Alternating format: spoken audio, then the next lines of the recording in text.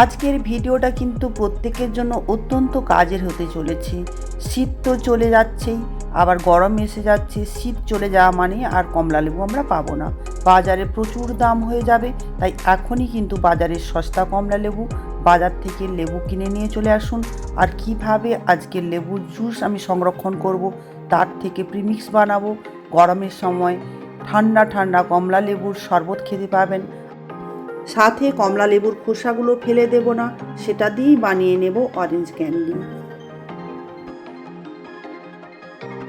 এই ক্যান্ডি কিভাবে আমরা খাই সেটা তো প্রত্যেকেই জানেন।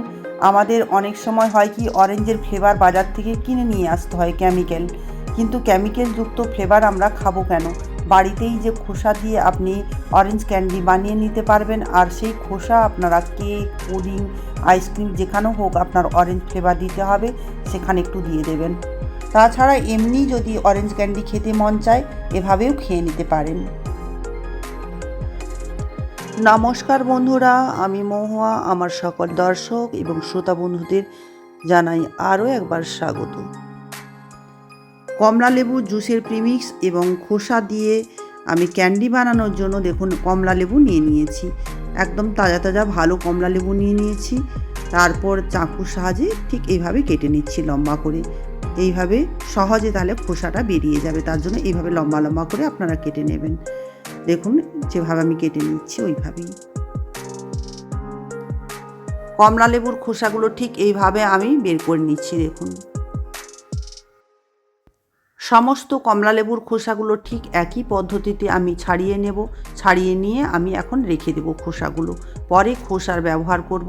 আগে লেবু জুসটা বের করে নেব, এর জন্য আমি একটা জুসার মেশিন নিয়ে নিয়েছি। আপনাদের কাছে যদি এরকম জুসার মেশিন না থাকে, আপনারা তাহলে কোনো কাপড়ের সাহায্যে বা ছাঁকনির সাহায্যে আপনারা ছেঁকে বের করে নিতে পারেন। এমনি চেপে চেপে জুসটা বের করে নিতে পারেন। তবে আমি জুসারের সাহায্যেই জুসটা বের করে নিচ্ছি। সমস্ত কমলা লেবুগুলোকে ঠিক একইভাবে আমি জুস বের করে রেখে দিচ্ছি। লেবুর জুস দিয়ে প্রিমিক্স বানানোর জন্য আমি দেখুন দুটো থালা নিয়েছি। থালাগুলো থেকে একদম জল ঝাড়িয়ে পরিষ্কার করে আমি রেখেছিলাম। তারপর আমি একটা কাপ নিয়ে নিচ্ছি। 1 কাপ মাপ করে জুস নিয়েছি। হাফ কাপ একটা থালাতে জুস দিলাম, আর হাফ কাপ জুস আরেকটা থালাতে আমি জুস দিয়েছি। এবার আমি আপনাদের সঠিক মাপটা বলে দিচ্ছি। প্রিমিক্স বানানোর জন্য 1 কাপ আমি চিনি দিয়েছি, আরও হাফ কাপ আমি এতে চিনি দেব। মানে হাফ কাপ লেবু জুসের জন্য প্রয়োজন হয় 1.5 কাপ চিনি।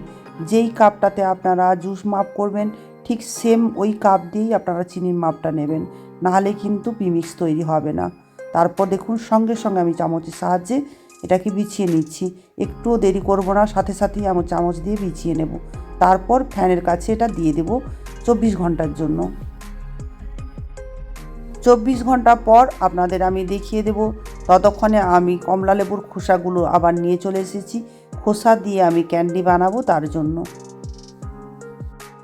কমলা লেবু খেয়ে যদি খোসাগুলো আপনারা না ফেলে দিয়ে একটা এয়ারটাইট কন্টেনারের মধ্যে ঢুকিয়ে ফ্রিজে রেখে দেন, তারপর অনেকগুলো খোসা এইভাবে জমা হয়ে যাবে। সেটা দিয়েও কিন্তু খুব সুন্দর আপনারা খোসা দিয়েই কমলা লেবুর ক্যান্ডি বানিয়ে নিতে পারবেন। কমলা লেবুর খোসার ভেতরে যে সাদা অংশটা থাকে, ঠিক দেখুন আমি চাকু দিয়ে এটাকে পরিষ্কার করে নিচ্ছি, নাহলে কিন্তু তেতো লাগবে, এটা খেতে ভালো লাগবে না। আর অনেকেই কী করেন, সেদ্ধ করে দেওয়ার পরে বের করেন। যেটা আপনাদের সুবিধে মনে হবে সেভাবেই করবেন। আমি এটাকে আগেই বের করে দিচ্ছি সাদা অংশটা। তবে ভেতরে যে সাদা অংশটা থাকে ওটা অবশ্যই বের করে দিতে হবে। আমি সমস্ত কমলা লেবুর খোসাগুলো ঠিক একইভাবে বের করে আমি একটা প্লেটে রেখে দিচ্ছি। সমস্ত খোসাগুলো পরিষ্কার করে রেখে দিয়ে তারপর আমি দেখুন একটা চাকু দিয়ে এগুলোকে ঠিক এইভাবে লম্বা লম্বা করে কেটে নিচ্ছি। এর থেকেও মোটা মোটাও আপনারা কেটে নিতে পারেন। কমলা লেবুর খোসাগুলোকে ঠিক এইভাবে লম্বা লম্বা কেটে নেওয়ার পর যেগুলো ছোট ছোট টুকরো হয়ে যায় সেগুলো ফেলে দেবেন না।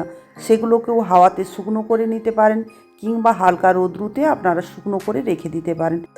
তারপর গ্রাইন্ডারে এগুলোকে পেস্ট করে আপনারা পাউডার ফর্ম করে বাড়িতে রেখে দিতে পারেন। যখন ফেস প্যাক ব্যবহার করবেন তাতে অল্প একটু কমলা লেবুর খোসা দিলে স্কিনে কিন্তু অনেক উজ্জ্বল ভাব নিয়ে আসে এই কমলা লেবুর খোসা। তাই এগুলোকে ফেলে দেবেন না। আর না হলে সাবান তৈরি করে নিতেও পারেন, তারও পদ্ধতি আমি আপনাদের দেখিয়ে দিয়েছি এই চ্যানেলে, সেটা কিন্তু দেখে নিতে পারেন আপনারা চাইলে। কমলা লেবুর খোসাগুলোকে সেদ্ধ করার জন্য আমি একটা সসপ্যানে 3 কাপ মতো জল দিয়ে দিয়েছিলাম।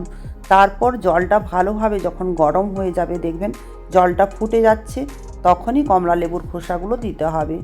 জলটা দেখুন খুব সুন্দর গরম হয়ে গিয়েছে। আমি এবার ওপর থেকে দিয়ে দিচ্ছি কমলা লেবুর খোসাগুলো। খোসাগুলো দিয়ে দেওয়ার পরে জলটা ভালোভাবে ফুটে উঠেছে। আর খোসাগুলো সেদ্ধ হতে কিন্তু বেশি টাইম লাগবে না, সেদ্ধ হতে প্রায় 5 মিনিট মতো লাগবে। তারপর আমি এগুলোকে ছেঁকে তুলে নেব। সেদ্ধ করাটা কিন্তু অবশ্যই প্রয়োজন, নাহলে কমলা লেবুর যে একটা কষা ভাব থাকে, তেতো তেতো লাগে, সেটা কিন্তু লাগবে। তাই সেদ্ধ করে অবশ্যই জলটাকে ফেলে দিতে হবে। দেখুন সেদ্ধ কিন্তু হয়ে গিয়েছে, 5 মিনিট মতো টাইম লেগেছে আমার। তারপর আমি এটাকে নামিয়ে নিচ্ছি। সমস্ত কমলা লেবুর খোসাগুলোকে আমি ঠিক এইভাবে ছেঁকে নামিয়ে নিচ্ছি। তারপর জলটাকে ফেলে দেব আর এটাকে ঠান্ডা হওয়ার জন্য এখন রেখে দিচ্ছি। এবার ক্যান্ডি বানানোর জন্য সবথেকে ইম্পর্টেন্ট যেটা হলো, সেটা চিনির শিরা বানানো। আমি প্রথমেই গ্যাসের উপর একটা কড়াই বসিয়ে দিয়েছি আর মাপ করে দেখুন 1 কাপ আমি ওই কমলা লেবুর জুস দিয়ে দিলাম ওখানেই। এক্ষেত্রে আপনারা চাইলে জল দিতে পারেন, তবে যেহেতু কমলা লেবুর খোসার ক্যান্ডি বানাচ্ছি, ওর ফ্লেভারটা ভালো যাতে আসে, এর জন্য আমি কমলা লেবু জুসটাই দিয়েছি। তারপর ওই কাপেই মাপ করে আমি দিয়ে দিয়েছি 1 কাপ চিনি। চিনিগুলো যখন ভালোভাবে জুসের সাথে মিশে যাবে আর ভালোভাবে ফুটে উঠবে, তারপর আমি খোসাগুলো দেব। দেখুন ঠিক এইভাবে ফুটে উঠেছে। এবার আমি কমলা লেবুর খোসাগুলো দিয়ে দিলাম এতে। গ্যাসের ফ্লেম কিন্তু মিডিয়াম টু স্লোতে রেখে মাঝে মাঝে নাড়তে হবে একটা হাতার সাহায্যে, নাহলে তলা থেকে জ্বলে যেতে পারে, তখন কিন্তু ক্যান্ডিটা ভালো হবে না। দেখুন ঠিক এইভাবে যখন পাক হয়ে যাবে একদম চিনির শিরাটা, চেক করে দেখিয়ে দিচ্ছি, দেখুন তখন ভাববেন হয়ে এসেছে, তখন আপনারা গ্যাসের ফ্লেমটা বন্ধ করে দেবেন। এটা সম্পূর্ণ কিন্তু হতে প্রায় 10 মিনিট মতো সময় লাগবে। দেখুন আমি গ্যাসটা বন্ধ করে দিলাম। একটু যে জুসটা থেকে যাবে সেটা ঠান্ডা হলে ওর মধ্যে চলে যাবে। আমি বন্ধ করে দিয়েছি, তারপর ঠান্ডা হওয়ার জন্য অপেক্ষা করছি। এবার ক্যান্ডিগুলো ঠান্ডা হয়ে গিয়েছে। এবার আমি এটাকে একটা চালার উপরে বিছিয়ে দিচ্ছি। আপনাদের কাছে এভাবে যদি চালা না থাকে, সেক্ষেত্রে আপনারা থালার উপরেও বিছিয়ে দিতে পারেন, তবে এটা শুকনো হতে একটু টাইম বেশি লাগবে। এভাবে চালার উপরে বা যে ছাঁকনি হয়, যে ছাঁকনির উপরেও বিছিয়ে দিতে পারেন, কিংবা আটা চালানো যে চালনিগুলো হয় তার উপরেও বিছিয়ে দিতে পারেন। তাহলে সব দিক থেকে হাওয়া পাবে, খুব সহজে তাড়াতাড়ি এগুলো শুকনো হয়ে যাবে। কড়াটায় দেখিয়ে দিচ্ছি, দেখুন জুস কিন্তু একটুও বেঁচে নেই, সম্পূর্ণ শুষে নিয়েছে এই কমলা লেবুর খোসাগুলো। পরের দিন আপনাদের দেখিয়ে দিচ্ছি, দেখুন এগুলো প্রায় শুকনো হয়ে গিয়েছে। এবার জুস কিন্তু এর মধ্যে নেই, সামান্য একটু জুস ভাব আছে, তবে চিনির পাউডারে যখন এগুলো দিয়ে দেব তখন সম্পূর্ণ জুসটা কিন্তু শুষে নেবে। চিনির পাউডার আমি আগে থেকেই বানিয়ে রেখেছিলাম, সেটাকে আমি একটু প্লেটের উপর দিয়ে দিলাম। এবার ক্যান্ডিগুলোকে চিনি পাউডারের উপর দিয়ে দিলাম, তারপর আমি মাখিয়ে নিচ্ছি। ক্যান্ডিগুলোকে মাখিয়ে নিয়ে আরও একটা প্লেট রেখেছি, তারপর আমি তাতে তুলে নিচ্ছি। এইভাবে সমস্ত ক্যান্ডিগুলোকে চিনির পাউডারের উপরে মাখিয়ে নিয়ে প্লেটে তুলে নিলাম। ক্যান্ডিগুলো একদম পারফেক্টভাবেই রেডি হয়ে গিয়েছে। আর কালারটা দেখেও আশা করি আপনারা বুঝতেই পারছেন, অরেঞ্জের ক্যান্ডির কালারটাও যত সুন্দর হচ্ছে আর ওপর থেকে গন্ধটাও ততটাই সুন্দর বেরোচ্ছে, খেতেও খুব সুন্দর হবে। আপনারা ঠিক এইভাবে বানিয়ে ফেলতে পারেন খোসা দিয়ে অরেঞ্জ ক্যান্ডি, আর যখন যেভাবে খেতে মন করবে সেভাবেই খেতে পারবেন।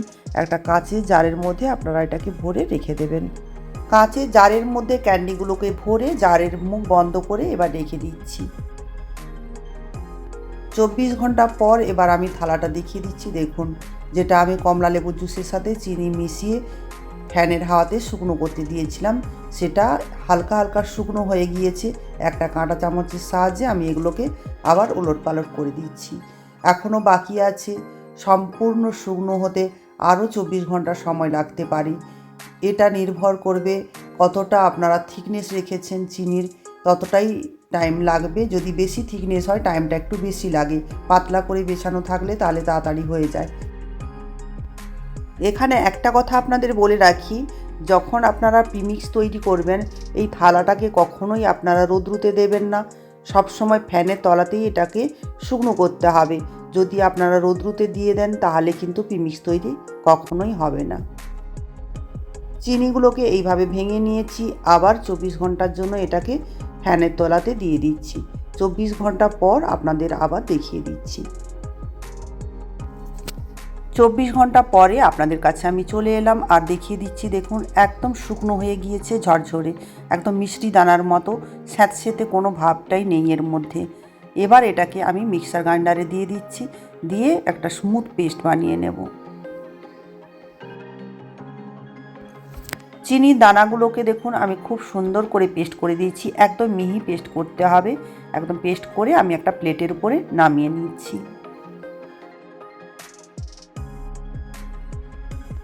বাকি যে চিনির দানাগুলো থেকে গেল সেগুলোকেও ঠিক একই পদ্ধতিতে আমি পেস্ট করে নিলাম।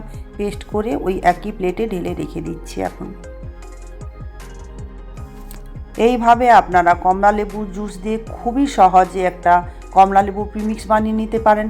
আর কয়েক সেকেন্ডের মধ্যে ঝামেলা ছাড়াই কমলা লেবু জুসের শরবত খেতে ইচ্ছে করলে এটা দিয়ে আপনারা বানিয়ে নিতে পারবেন।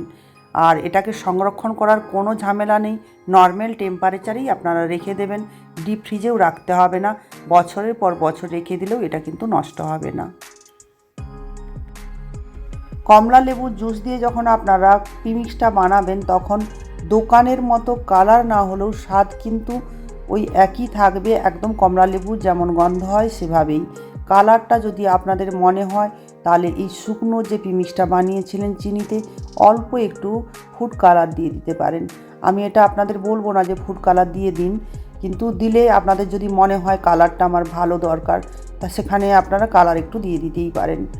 আর আমার রেসিপিটা যদি এ পর্যন্ত আপনাদের ভালো লেগে থাকে প্রত্যেকবারের মতোই বলবো প্লিজ লাইক করে দেবেন, কমেন্ট করবেন আর শেয়ার করে দেবেন বন্ধুদের মাঝে। আর যদি এটা ফেসবুক পেজ থেকে দেখে থাকেন তাহলে প্লিজ পেজটাকে ফলো করে দেবেন।